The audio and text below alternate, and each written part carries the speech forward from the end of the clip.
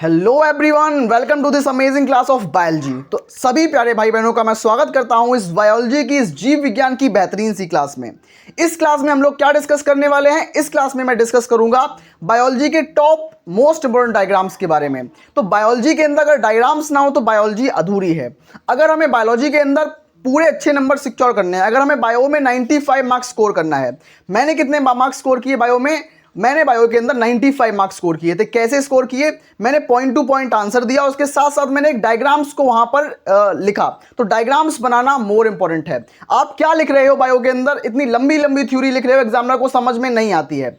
आपको बायो में डायग्राम्स बनाना most important है। और उसके साथ साथ आपको क्या करना है? बायो में डायग्राम्स पेन से बनाना है, पेंसिल से बनाना है, स्केच से बनाना है, ब्लू पेन से बनाना है, ब्लैक पेन से बनाना, किससे बनाना है, सारे डाउट्स क्लियर कर दूंगा, उसकी चिंता बिल्कुल मत करो। तो हम यहां पर डायग्राम्स इतने डिस्कस करेंगे। हम कौन कौन से डायग्राम डिस्कस करेंगे? सबसे पहले हम परागकोश का डायग्राम देखेंगे। परागकोश यानी कि एंथर। तो एंथर के बारे में हम लोग देखेंगे। एंथर का डायग्राम आता है एग्जाम में, ठीक है? ये बहुत इंपॉर्टेंट है, तैयार कर लेना। सच बता रहा हूं, निवेदन करता हूं कि इन डायग्राम्स को आप बिल्कुल तैयार कर लो। अगर आप बायोलॉजी से रिलेटेड हो तो आपको एग्जाम आने तक इनको तैयार जरूर कर लेना है। क्लास को शुरू से लेकर अंत तक देखना, क्योंकि ये आपके लिए एक वरदान साबित होने वाला है। तो आइए, इसमें सबसे पहले हम परागकोश के बारे में पढ़ेंगे। परागकोश यानी कि एंथर के बारे में, ठीक है। उसके बाद हम बीजांड के बारे में पढ़ेंगे, यानी कि ओव्यूल के बारे में हम इसमें पढ़ेंगे और इसका डायग्राम देखेंगे। डायग्राम को स्टेप बाय स्टेप कैसे बनाया जाता है इसके बारे में हम देखेंगे। उसके बाद मानव अंडाणु देखेंगे, यानी कि ओवम देखेंगे। हम ओवम के बारे में देखेंगे, ओवम की संरचना का अध्ययन करेंगे, ओवम का हम डायग्राम बनाएंगे, उसको अच्छे से समझाएंगे और बिल्कुल स्टेप बाय स्टेप इसमें भी बताऊंगा, ठीक है। उसके बाद ह्यूमन स्पर्म, ह्यूमन स्पर्म के बारे में आपको बताऊंगा, इसका एक बेहतरीन डायग्राम बनाऊंगा और सिखाऊंगा भी, ठीक है। उसके बाद मादा जनन तंत्र यानी कि फीमेल रिप्रोडक्टिव सिस्टम, इसके बारे में बताऊंगा, इसका कंप्लीट डायग्राम आपके साथ डिस्कस करूंगा और वो भी यहां पर बोर्ड पे बनाऊंगा, बिल्कुल आपके सामने बनाऊंगा, उसकी चिंता बिल्कुल मत करो, ठीक है। उसके बाद हम बात करेंगे एंटीबॉडी के बारे में, यानी कि प्रतिरक्षी के बारे में। एंटीबॉडीज क्या होती हैं? जैसे कि हमारे शरीर में कोई एंटीजन प्रवेश करता है, यानी कि कोई वायरस, बैक्टीरिया, हेलमिन्स, फंजाई हमारे बॉडी के अंदर एंटर करती है, जिससे हमारे बॉडी का जो डिफेंस मैकेनिज्म होता है, रोगों से लड़ने की क्षमता, बैक्टीरिया हमारे बॉडी के अंदर आया तो बैक्टीरिया से लड़ने की क्षमता, जो लड़ता है बैक्टीरिया से, उसको बोलते हैं एंटीबॉडी। तो एंटीबॉडी का संरचना और इसका डायग्राम मोस्ट इंपॉर्टेंट है, बनाना सिखाऊंगा आज की क्लास में। शुरू से लेकर अंत तक रुकना, आपको एग्जाम में बहुत हेल्पफुल मिलेगी और यहां से 95% का जो आपका सपना है वो पूरा होगा, क्योंकि एग्जाम्स में डायग्राम मोस्ट इंपॉर्टेंट है, ठीक है। उसके साथ साथ आपको पुष्प की संरचना भी आनी चाहिए, यानी कि फ्लावर का स्ट्रक्चर भी आपको पता होना चाहिए कि पुष्प की संरचना कैसे होती है, उसके पुष्प के चारों चक्रों के बारे में पता होना चाहिए, ठीक है। तो आइए इन सभी को हम वन बाय वन सभी को डिस्कस करते हैं। तो आइए शुरू करते हैं। तो हमारे पास परागकोश क्या होता है, आपको सिंपल तरीके से स्टेप बाय स्टेप बताऊंगा। हमारे पास परागकोश क्या होता है, इस तरीके से संरचना होती है परागकोश। देखिए, तो ये हमारे पास क्या है? ये हमारे पास एक संरचना होती है इस तरीके की। इसमें क्या होता है? इसके अंदर हमारे पास होती है पालियां, यानी कि हमारे पास ये पालियां होती हैं। कितनी पालियां होती हैं? 4 पालियां होती हैं। तो हमारे पास ये परागकोश है और एक परागकोश के अंदर 4 पालियां होती हैं, याद रखना। इन पालियों के अंदर क्या होते हैं? इन पालियों के अंदर होते हैं हमारे पास परागकोश, यानी कि पॉलन ग्रेन्स होते हैं। तो इन पालियों के अंदर हमारे पास पॉलन ग्रेन मिलेंगे, परागकोश मिलेंगे। इसके अंदर हमारे पास परागकोश भरे हुए होंगे। इन चारों के अंदर हमारे पास परागकोश भरे हुए होंगे, परागकोश। और इसकी जो लेयरिंग होती है, 4 कवरिंग होती है, 4 परतें होती हैं इसके पास। कौन कौन सी? सबसे पहले इसकी बाहर की तरफ परत होती है, सबसे बाहरी परत होती है, बाहरी परत। इसको क्या बोलते हैं? सबसे बाहर की परत, पहली परत, दूसरी, तीसरी परत, उसके बाद चौथी परत। इसमें 4 परतें होती हैं, चौथी परत। तो 4 परतें होती हैं, पूरे में 4 परतें होती हैं, ठीक है। एक तरफ नहीं, पूरे चारों तरफ 4 परतें होती हैं। सबसे बाहर की परत को हम क्या बोलेंगे? इसको हम बोलेंगे एपिडर्मिस, यानी कि बाह्य चर्म। एपिडर्मिस यानी कि बाह्य चर्म। मैं यहाँ पर प्योर हिंदी मीडियम वालों को पढ़ा रहा हूँ, तो प्योर हिंदी में लिखूंगा। जब मैं इंग्लिश की क्लास स्टार्ट करूंगा तो उसमें इंग्लिश को पढ़ाऊंगा, लेकिन ये हिंदी क्लास है, इसमें हिंदी वाला लिखूंगा मैं, ठीक है। तो इसको बोलेंगे बाह्य चर्म। इसको क्या बोलेंगे? इसको बोलेंगे बाह्य चर्म। उसके बाद हमारे पास क्या है? उसके बाद हमारे पास है अंताचर्म, यानी कि एंडोडर्मिस। अंताचर्म, ये हमारे पास अंताचर्म होगी, अंताचर्म, याद रखना। उसके बाद हमारे पास तीसरे नंबर की जो लेयर होगी उसको क्या बोलेंगे? उसको बोलेंगे मध्यचर्म। ये हमारे पास क्या होगी? ये हमारे पास होगी मध्यचर्म, याद मिडिल लेयर, जिसको मिडिल लेयर, इसको बोलेंगे एपिडर्मिस, इसको बोलेंगे एंडोडर्मिस, इसको बोलेंगे मिडिल लेयर। और सबसे लास्ट, सबसे अंदर की जो लेयर होगी उसको क्या बोलेंगे? उसको अंदर वाली लेयर को क्या बोलेंगे? टैपेटम। टैपेटम पर मैं स्टार मार्क लगाऊंगा और बोलूंगा कि क्वेश्चन यहां से बनता है।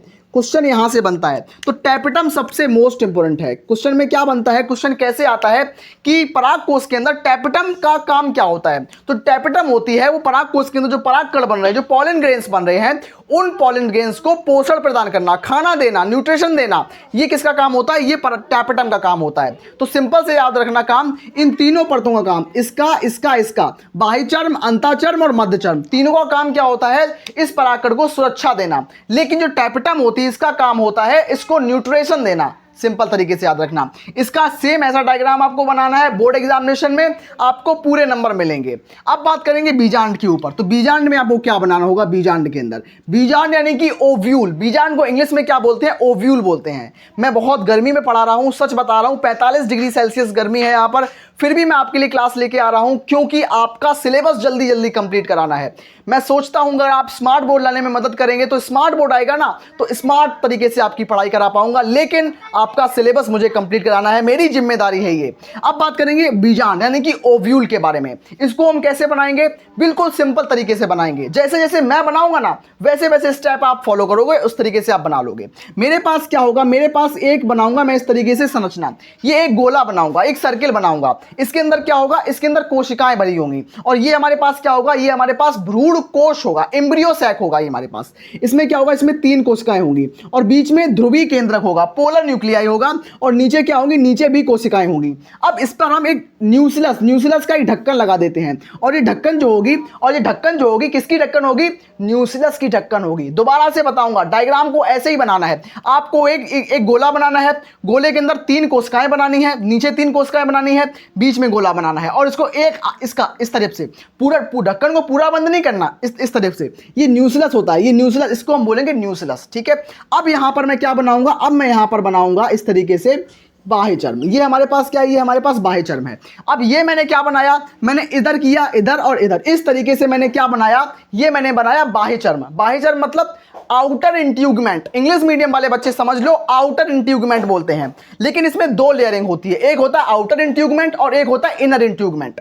इसमें अब ये मेरे पास क्या होगा, ये होगा मेरे पास इनर इंट्यूगमेंट।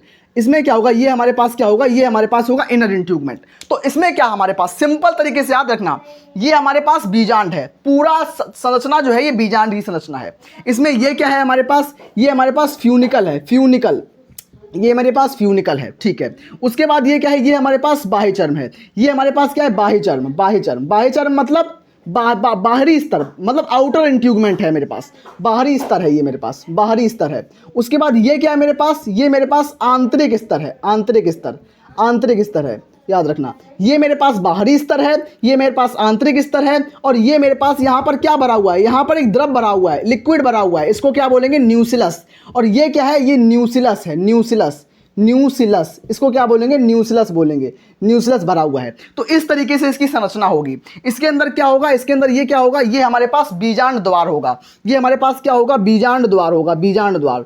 तो ये हमारे पास क्या होगा, बीजांड द्वार होगा, मतलब इसको बोलेंगे ओव्यूल। जहां से एंट्री होगी हमारे मेल गैमेट की, तो यहीं से होगी, और ये हमारे पास बीजांड द्वार है। सबसे ऊपर की तरफ क्या होगा, ऊपर की तरफ हमारा होगा निभाग, यानी कि कैलेजा। निभाग को क्या बोलेंगे, कैलेजा बोलेंगे। ऊपर की तरफ होगा हमारा निभागीय क्षेत्र, निभाग। तो ऊपर हमारा निभाग होगा, ये लिक्विड भरा हुआ है, इसको न्यूक्लियस बोलेंगे। ये हमारे पास बाह्य स्तर है, ये मेरे पास अंतः स्तर है, यहां से जुड़ा है इसको फ्यूनिकल बोलेंगे, और जहां से जा रहा है उसको बीजांड द्वार बोलेंगे। याद रखना इस चीज को, ये हमारे पास बीजांड की संरचना है। सिंपल तरीके से आपको, एक सेकेंड, मैं सिंपल तरीके से आपको सिखा रहा हूं। अब बात करूंगा अंडाणु की संरचना और शुक्राणु की संरचना। बेहद आसान तरीके से सिखा रहा हूं, आपको सीखना होगा, क्लास को समझना होगा, और आपको नोट डाउन भी करना होगा, प्रैक्टिस भी करनी होगी। मैं इसीलिए आपको स्टेप बाय स्टेप बता रहा हूं कि आप लोग सीखो, समझने की कोशिश करो। बोर्ड एग्जाम के लिए केवल 150 दिन है। मेरे अंदर तो सीरियसनेस है कि मैं आपको गंभीरता से पढ़ाऊंगा, आपको भी गंभीरता से पढ़ना है, आपको अपने एग्जाम में टॉप करना है बायोलॉजी के अंदर, तो डायग्राम्स की प्रैक्टिस करनी बहुत जरूरी है। तो आइए अब बात करते हैं अंडाणु यानी कि ओवम के ऊपर। ओवम में क्या होता है, बिल्कुल सिंपल सिखाऊंगा। ओवम का डायग्राम अब वो कैसे बनाना है, आपको क्या करना है, आपको पहले एक सर्किल बनाना है, एक कोशिका का सर्किल बनाना है, ठीक है। उसके अंदर आप न्यूक्लियस भरेंगे। ये मेरे पास क्या है, ये मेरे पास एक कोशिका है, इसके अंदर एक न्यूक्लियस है, केंद्रक है। अब इसके बाहर ये क्या है, ये मेरे पास ये क्या है, ये मेरे पास कोशिका झिल्ली है, कोशिका झिल्ली है मेरे पास। ये क्या है? कोशिका झिल्ली है। कोशिका झिल्ली के बाहर ये क्या है? ये मेरे पास है जोना पेल्यूसिडा। कोशिका झिल्ली के बाहर मतलब सेल मेम्ब्रेन के बाहर हमारे पास मिलेगी जोना पेल्यूसिडा। ये मेरे पास क्या है? ये मेरे पास एक कवरिंग होती है जिसको बोलेंगे जोना पेल्यूसिडा। जोना पेल्यूसिडा के बाहर क्या होता है? जोना पेल्यूसिडा के बाहर होता है, जोना पेल्यूसिडा के बाहर क्या होता है? Corona radiata. तो ये मेरे पास कोशिकाएं, कोरोना रेडिएटा की कोशिकाएं इस तरीके की होती हैं, इस आकार की कोशिकाएं होती हैं। तो ये मेरे पास क्या है? ये मेरे पास है कोरोना रेडिएटा। ये कोशिकाएं हैं कोरोना रेडिएटा की। सिंपल तरीके से याद रखना, आपको एग्जाम में सेम ऐसे ही डायग्राम बनाना है। कैसे डायग्राम बनाऊं? इस तरीके से बनाओ। तो ये क्या मेरे पास है? ये मेरे पास है कोरोना रेडिएटा। ये इस तरीके से बनाओ, इस तरीके से एग्जाम में बनाना है, फुल मार्क्स मिलेंगे। एग्जाम के लिए आपको तैयार करना पड़ेगा मुझे। तो मैंने बोला ना कि मैं आपको उंगली पकड़ के चलना सिखाऊंगा, वही है कि स्टेप बाय स्टेप डायग्राम इस तरीके से बनाओ। मुझे 1 मिनट लगा बनाने में, मुश्किल से 1 से 2 मिनट लगे। अगर आप एग्जाम में 5 मिनट भी दोगे ना, फिर भी आपके नंबर तो मिलेंगे, नंबर सिक्योर होंगे, एग्जामिनर के ऊपर एक अच्छा इंपैक्ट पड़ेगा ना, उसी के लिए मैं आपको तैयार करा रहा हूँ। तो इस तरीके से पूरा डायग्राम्स ड्रॉ करना है। डायग्राम्स में आपको लेबलिंग करनी है। कैसे डायग्राम बनाना है? डायग्राम जो है प्योर आपको पेंसिल से बनाना है, पेन का यूज़ बिल्कुल नहीं करना, ठीक है। देखो बात ये कर लो कि भैया डायग्राम पेन से बनाएं या पेंसिल से बनाएं। डायग्राम आपको प्योरली पेंसिल से बनाना है, ठीक है। उसके ऊपर जो हम आउटलाइनिंग करेंगे, बहुत सारे बच्चे पूछते होंगे कि भैया आउटलाइन करनी है या नहीं। देखो आउटलाइन जरूरी है करना, क्योंकि बूढ़े एग्जामिनर्स होते हैं, चश्मा उनको चढ़ा होता है, तो बाई चांस उसको सही से नहीं दिखाई दिया पेंसिल का, तब तो आपके नंबर घट जाएंगे। तो इसीलिए आपको डायग्राम पेंसिल से बनाओ, उसके बाद आउटलाइनिंग आप ब्लैक पेन से कर दो, ताकि एग्जामिनर को बहुत सही तरीके से दूर से चमकता हुआ दिखाई पड़े और आपको चमकते हुए वो 5 नंबर दे दे, फुल मार्क्स दे दे। यही मैं चाहता हूं। इसमें क्या है? इसमें ये मेरे पास केंद्रक है। ये मेरे पास क्या है? ये मेरे पास केंद्रक है। केंद्रक यानी कि न्यूक्लियस है, इसको न्यूक्लियस बोलेंगे। उसके बाद ये क्या है हमारे पास? ये मेरे पास कोरोना रेडिएटा की सेल्स हैं। कोरोना रेडिएटा, ये कोरोना रेडिएटा है, ठीक है, कोरोना रेडिएटा। उसके बाद ये मेरे पास क्या है? ये मेरे पास है जोना पेल्यूसिडा। ये मेरे पास क्या है? जोना पेल्यूसिडा, जोना पेल्यूसिडा की सेल, जोना पेल्यूसिडा की कोशिकाएं। ये जोना पेल्यूसिडा है अंदर वाली लेयरिंग, ये कोरोना रेडिएटा है। अब आप बोलोगे भैया ये क्यों, इतनी लेयरिंग क्यों? हमें तो इसके अंदर स्पर्म को भेजना है। तो यहां पर स्पर्म को भेजने के लिए जब स्पर्म इसके पास आएगा, जब इसके पास शुक्राणु आएगा, तभी इसको भेदन करेगा, इसको भेद के अंदर जाएगा, तब ये यहां पर पहुंच पाएगा शुक्राणु। तो इनका सामना करना पड़ता है, किसका? कोरोना रेडिएटा का और जोना पेल्यूसिडा का। सेम इस तरीके से डायग्राम बनाना है आपको। ऐसे बना दोगे ना तो फुल मार्क्स मिलेंगे, फुल मार्क्स। एग्जाम में बिल्कुल ऐसे बनाना है और लास्ट में ऐसी लेबलिंग कर देनी है, आपको फुल मार्क्स मिलेंगे, फुल मार्क्स मिलेंगे आपको। उसकी चिंता बिल्कुल नहीं करनी है, उसकी चिंता बिल्कुल नहीं करनी है, आपको फुल मार्क्स मिलेंगे। अब बात करूंगा शुक्राणु की संरचना पर। शुक्राणु, शुक्राणु यानी कि स्पर्म के बारे में सिंपल तरीके से बताऊंगा, बिल्कुल बेसिक से सिखाऊंगा, आपको दिखाना होगा। ये एग्जाम में डायरेक्ट क्वेश्चन बनते हैं कि अंडाणु की संरचना सहित उसका वर्णन करो, शुक्राणु की संरचना सहित उसका वर्णन करो, आपको बनाना आना चाहिए, ठीक है। आप कैसे बनाओगे? सबसे पहले आप एक हेड बनाओगे, आप बूंद बना लो। ये क्या है? ये हेड है, ये सिर है। उसके बाद ये थोड़ा क्या बनाओगे? ये आपकी क्या है? ये थोड़ी लंबी बनाना। ये क्या है? ये हमारे पास गर्दन, थोड़ा बड़ा बन गया, थोड़ा छोटा बनाता हूँ इस तरीके से। ये मेरे पास क्या हेड है। उसके बाद ये इसकी क्या है? इसकी नेक है, गर्दन है ये, और इसके साथ इसकी ये टेल है, लंबी टेल। तो इसमें क्या है? इसमें आपको दिखाई दे रहा होगा, ये इसका हेड है, सिर है, इसका लिख देता हूँ, सिर, हेड है, सिर है। उसके बाद ये क्या है? ये इसकी नेक है, यानी कि ग्रीवा, गर्दन है इसकी, गर्दन। उसके बाद ये क्या है? इसकी पूंछ है, पूंछ, पूंछ, पूंछ। अब इनका काम क्या होता है, मैं काम भी बता दूं। जो स्पर्म होता है, स्पर्म जो होता है वो स्त्री के अंडाणु तक पहुंचने के लिए वो तैरता है। किससे, कैसे तैरता है? पूंछ, पूंछ उसको तैरने में मदद करती है। अब तैरने के लिए ऊर्जा भी तो चाहिए होती है ना। जैसे मैं पढ़ा रहा हूं, कितनी ऊर्जा से पढ़ा रहा हूं, तो ऊर्जा भी चाहिए होती है ना। तो ऊर्जा के लिए इसकी जो यहाँ पर ग्रीवा होती है, इसकी गर्दन में माइटोकॉन्ड्रिया मिलती है, माइटोकॉन्ड्रिया, इसकी गर्दन में माइटोकॉन्ड्रिया मिलती है, माइटोकॉन्ड्रिया की सेल। तो जो गर्दन क्या करती है? इसको ऊर्जा प्रदान करती है, क्योंकि इसके अंदर माइटोकॉन्ड्रिया है। अगर माइटोकॉन्ड्रिया है तो श्वसन केंद्र होगा, अगर श्वसन केंद्र होगा तो यहां पर एनर्जी प्रोड्यूस होगी, याद रखना। तो यहां पर जो ग्रीवा है, जो नेक का एरिया है, यहां पर जो एनर्जी प्रोडक्शन का काम होगा। उसके बाद जो यहां पर टेल है, टेल क्या करेगी? टेल इसको स्विमिंग में मदद करेगी, इसको फैसिलिटेट मोशन कराएगी। उसके बाद यहां पर जो केंद्रक है, जो यहां पर इसका सिर है, सिर क्या करेगा? सिर जो होगा वो शुक्राणु के भेदन में काम आएगा, अंडाणु के भेदन में काम आएगा। अंडाणु क्या है, ये अंडाणु मेरे पास है। अब ये पास आएगा ना, तो इसका सिर सबसे पहले छुएगा। जब इसका सिर छुएगा इस तरीके से, ये मेरे पास स्पर्म है, जब इसका सिर इसके पास आएगा तो यहाँ से कुछ एंजाइम निकलेंगे और यहाँ से भी कुछ एंजाइम निकलेंगे। मतलब यहाँ पर फर्टिलाइजिंग और एंटी फर्टिलाइजिंग प्रोसेस होगा। जब आप मानव जनन चैप्टर पढ़ेंगे, ह्यूमन रिप्रोडक्शन पढ़ेंगे, तब मैं आपको डिटेल में समझाऊंगा, लेकिन यहाँ पर अभी मैं इतना डीप में नहीं जाऊंगा। ये पास में आएंगे तो आपस में इंटरेक्शन होगा, तो इंटरेक्शन होने के साथ में ही जब ये इसके अंदर घुस पाएगा और तभी यहाँ पर इसको पेनिसिलेट करके इसका निषेचन कर पाएगा, यहाँ पर फर्टिलाइज कर पाएगा, और तभी इससे जाइगोट बनेगा, जाइगोट से भ्रूण बनेगा, भ्रूण से एक पूरा बच्चा पैदा होगा। ठीक है, इस चीज़ से चिंता मत करना। तो आपको दिखाई दे रहा होगा यहाँ पर मैंने आपको परागकोश बताया, एंथर बताया, बीजांड बताया, अंडाणु बताया, शुक्राणु बताया। इस तरीके से मोस्ट इंपोर्टेंट डायग्राम्स डिस्कस किए। अब हम बात करते हैं अपने बचे हुए 3 डायग्राम्स को। तब तक के लिए एक लाइक कर दो अगर आपको मेरी मेहनत पसंद आ रही है। मैं सच बता रहा हूँ, इतनी गर्मी में पढ़ा रहा हूँ, -45 डिग्री सेल्सियस तापमान है यहाँ का। आप खड़े होकर बोल नहीं सकते जहाँ पर मैं पढ़ा रहा हूँ। तो प्लीज़ एक सब्सक्राइब कर दो, अगर आप नए आए हो तो सब्सक्राइब कर लो और अपने दोस्तों को भी शेयर कर दो। अब बढ़ते हैं आगे वाले डायग्राम्स की तरफ। छोटी भाई बहन, तो अब मैं डिस्कस करने वाला हूं आप लोगों के लिए 5वां, 6वां और 7वें नंबर का डायग्राम्स। ये इंपॉर्टेंट डायग्राम्स होंगे, आपके बोर्ड एग्जामिनेशन में आने के पूरे चांसेस हैं, और मैं आपको स्टेप बाय स्टेप प्रोसेस के थ्रू बता रहा हूं कि ताकि आप लोग सीख पाएँ, समझ पाएँ और कर पाएँ, और आप लोग उनकी प्रैक्टिस भी करना। जैसे जैसे मैं कर रहा हूँ बिल्कुल ऐसे सेम तरीके से करना। आपको पूछा जाएगा कि मादा जनन तंत्र यानी कि फीमेल रिप्रोडक्टिव सिस्टम, इसका डायग्राम बनाओ। तो आप कैसे डायग्राम बनाओगे? सिंपल तरीके से बनाना है आपको। सिंपल तरीके से आपको क्या करना है, डायग्राम बनाना है। कैसे? सबसे पहले आप फैलोपियन ट्यूब बनाने से पहले सबसे आप यूट्रस बनाओ। सबसे पहले ये हमारे पास यूट्रस होगी। बिल्कुल बहुत अच्छे से तो मैं भी नहीं बना पाता हूँ, लेकिन हाँ काम चलाओ मैं बना लेता हूँ, बहुत अच्छे से नहीं बना पाता हूँ, ठीक है। उसके बाद ये मेरे पास क्या फैलोपियन ट्यूब है, ये मेरे पास क्या फैलोपियन ट्यूब है, फैलोपियन नलिका मेरे पास है, ये मेरे पास पूरा यूट्रस बन चुका है। ये मेरे पास क्या है, ये मेरे पास अंडाशय हैं। मेरे पास 2 जोड़ी अंडाशय हैं, मतलब मेरे पास 1 जोड़ी अंडाशय, मतलब मेरे पास 2 अंडाशय हैं।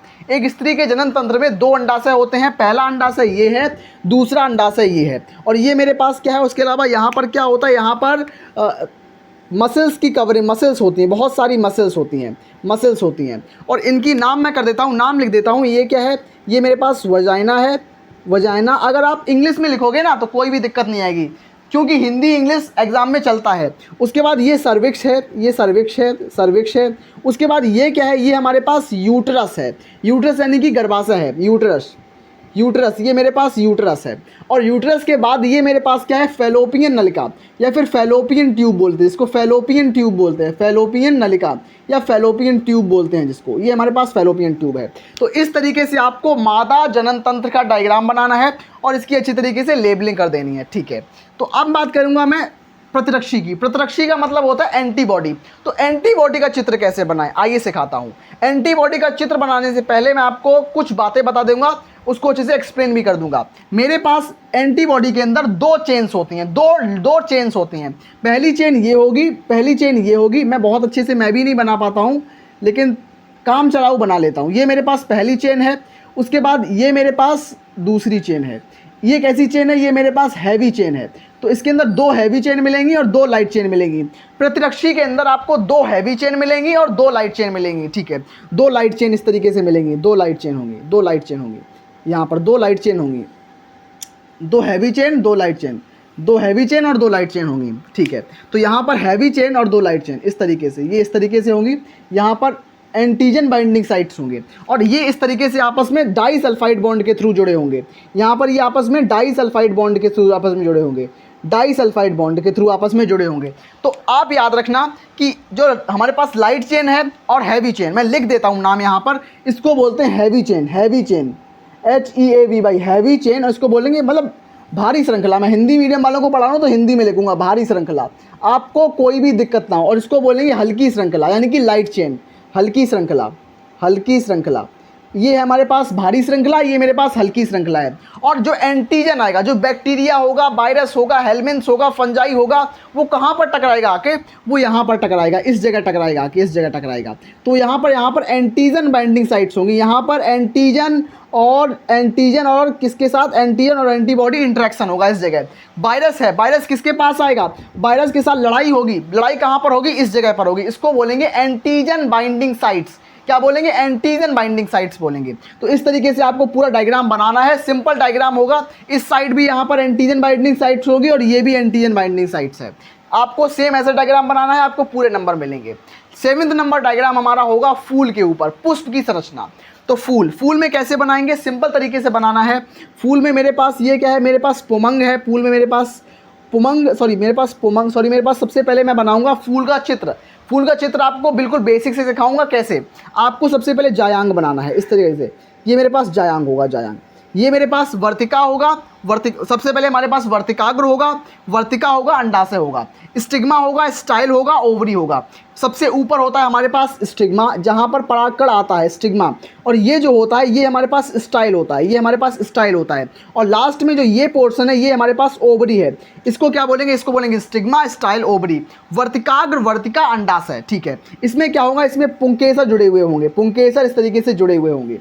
देखते ये पुंकेसर आपस में जुड़े हुए हैं, इस तरीके से पुंकेसर जुड़े हुए हैं। और इसमें जो पत्ती, इसमें कलरफुल पत्तियां होंगी, कलरफुल पत्तियां होंगी, इस तरीके से कलरफुल पत्तियां भी लगी होंगी। और इसमें हरे हरे बाहेदल भी लगे होंगे, इसमें हरे हरे बाहेदल भी लगे हैं और डंडी से आपस में जुड़े हुए हैं। तो ये जो चित्र है आपको दिखाई दे रहा है, ये हमारे पास पुष्प का चित्र है। इसमें क्या होगा, इसमें ये पुष्प ग्रंथ है जिसको बोलेंगे पेडिसल, और जहाँ पर जुड़ी हुई है ये उसको बोलेंगे हम थैलेमस यानी कि पुष्पासन। और ये हमारे पास क्या होगा, ये हमारे पास सेपल होगा यानी कि बाहेदल, और ये हमारे पास पेटल होगा यानी कि दल यानी कि पंखुड़ी। उसके बाद ये हमारे पास एंड्रोसियम होगा यानी कि पुमंग, और लास्ट में हमारे पास जायांग होगा जिसको बोलेंगे गाइनोशियम। तो मैंने हिंदी इंग्लिश दोनों में आपको कन्वर्ट करके सिखाई है कैसे कैसे आपको तैयार करनी है। तो आज मैंने आपको 7 मोस्ट इंपॉर्टेंट डायग्राम्स बताए जिनको आपने प्रैक्टिस किया होगा और अपनी मेरी मेहनत को देखा होगा कि मैं कितनी मेहनत कर रहा हूँ, और आपको भी मेरी तरह मेहनत करनी पड़ेगी जब आप टॉपर बन पाएंगे। तो मिलते हैं ऐसी अमेजिंग क्लास में, तब तक के लिए धन्यवाद। और हाँ, क्लास को लाइक जरूर कर देना, ठीक है।